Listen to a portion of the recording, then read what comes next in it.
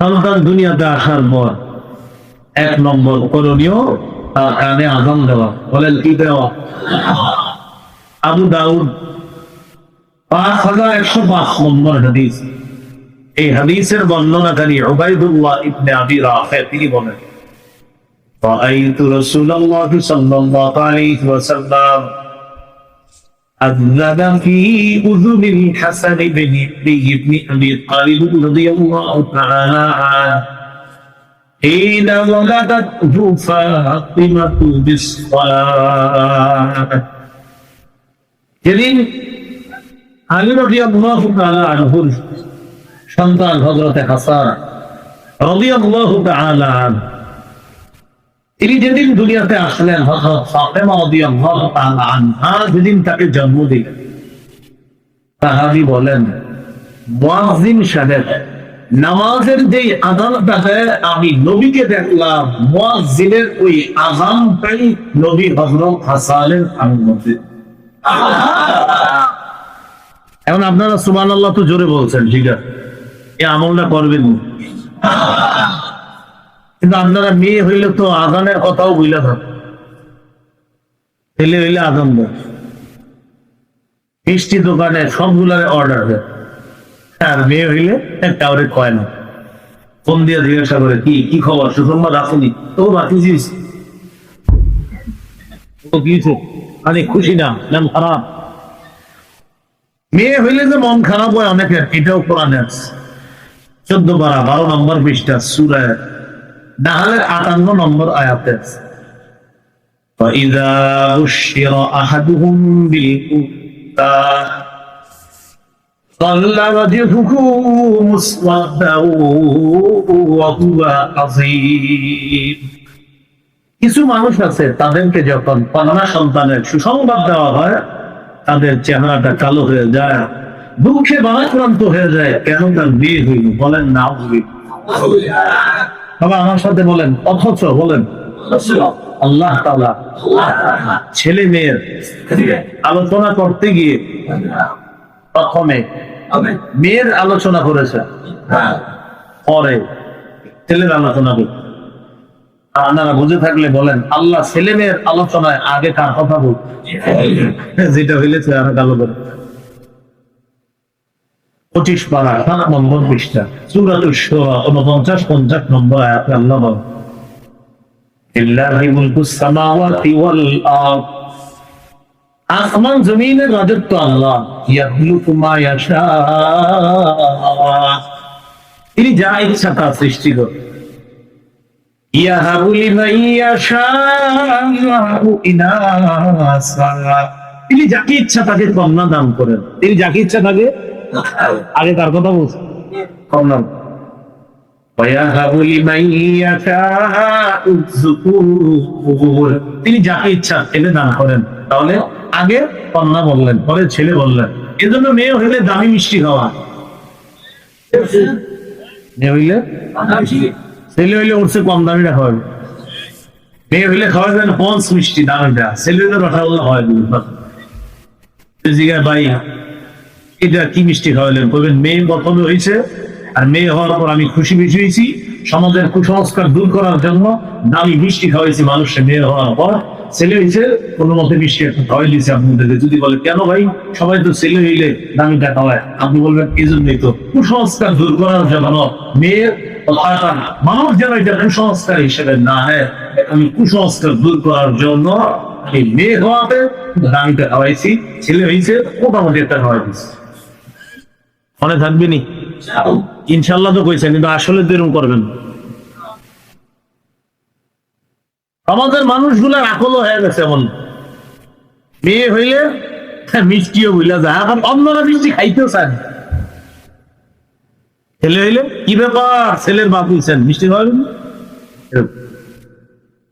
আপনারা আজকে যারা মাহফিল শুনতেছেন, আপনাদের মাধ্যমে এই কুসংস্কার গুলো দূর হয়, বলেন ইনশাআল্লাহ। ছেলে হোক মেয়ে হোক, 1 নাম্বার নববী পদ্ধতি হলো আযান দেওয়া। ছেলে হলো আযান, মেয়ে হলো আযান। আল্লাহ আমাদেরকে এই সুন্নাহ প্রতিষ্ঠিত করার তৌফিক দান, আমিন। 2 নম্বর তাহনীক করা, বলেন তাহনীক। কি করা বলেন তো? তাহনিক কাকে বলে একটু মন দিয়ে বুঝেন।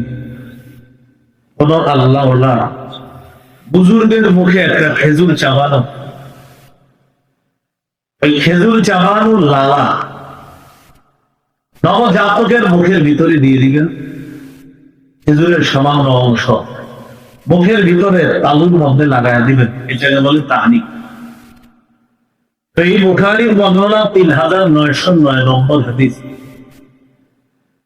আবু বকর সিদ্দিক রাদিয়াল্লাহু তাআলা আনহু কন্যা আসমা রাদিয়াল্লাহু তাআলা আনহা সন্তান সম্ভবা। তিনি মক্কা থেকে হিজরত করে রওনা করলেন মদিনায়। তিনি বলেন ওয়ানা মুকিম্মুন, আমি আসন্ন প্রসবা। আসন্ন প্রসবা সুন্দর বাংলা হলো যে কোনো সময় সন্তান হয়ে যেতে পারে, কিন্তু আল্লাহর ইচ্ছা আসমার সন্তান যে কোনো সময় হবে না, মদিনা যাওয়ার পর হবে, এটা আল্লাহর ইচ্ছা। আসমা রাদিয়াল্লাহু তাআলা আনহা বলেন আমি রওনা করলাম, সবার ভাবনা যে কোনো সময় আমার প্রসব বেদনা উঠবে, রাস্তায় আমার সন্তান হয়ে যেতে পারে, কিন্তু হয়।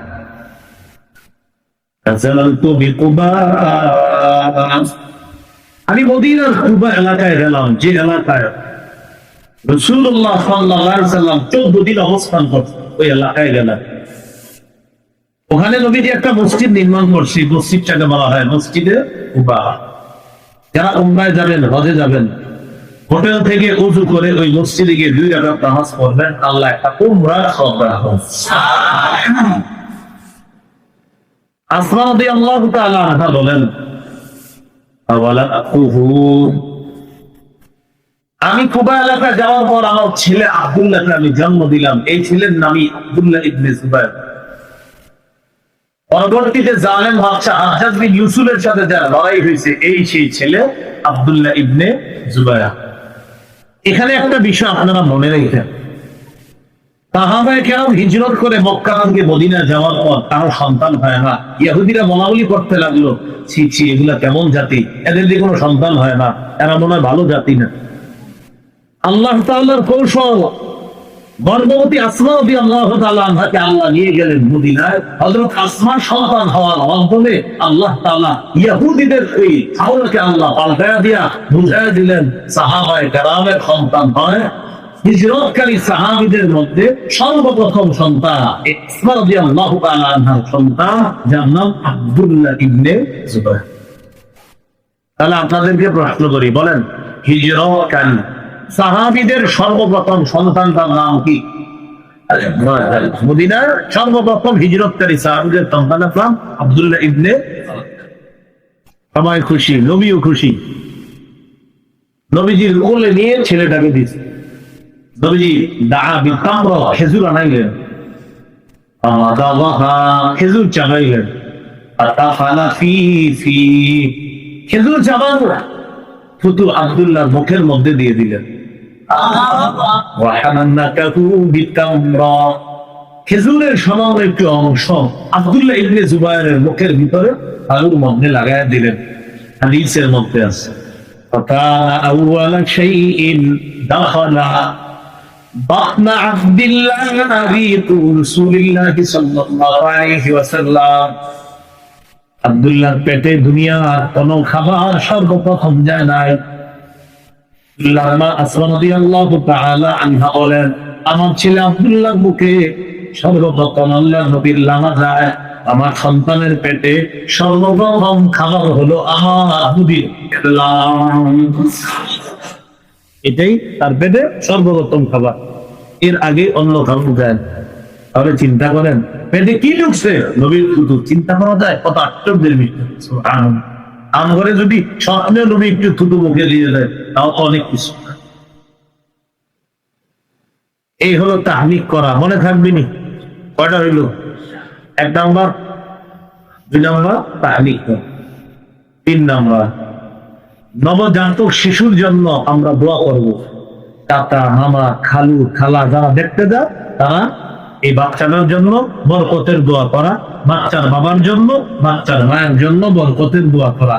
আবু দাউদ হাদিসের কিতাব 5106 নম্বর হাদিস। عن عائشة الصديقة رضي الله تعالى عنها كان رسول الله صلى الله عليه وسلم يؤتى بالصبيان فيدعو لهم بالبركة নবীজির কাছে শিশুদেরকে আনা হলো, আল্লাহ নবী তাদের জন্য বরকতের দোয়া করতেন।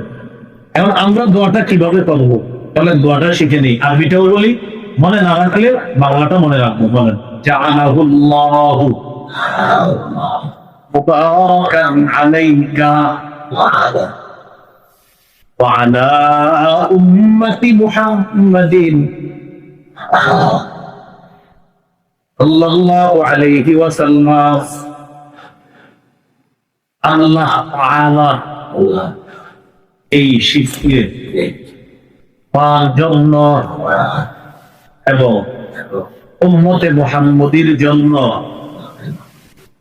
বরকতের কারণ বানায়া দেন। তাহলে তার জন্য বরকতের দোয়া করা, তোমার এই শিশুটাকে তোমার জন্য, তোমার পরিবারের জন্য, গোটা জগতের উম্মতে মুহাম্মদীর জন্য যেন আল্লাহ বরকত বানিয়ে দেন। বলেন সুবহানাল্লাহ। এটা 3 নম্বর অধিকার। তাহলে আমরা শিশুটাকে দেখা বরকতের দোয়া করি।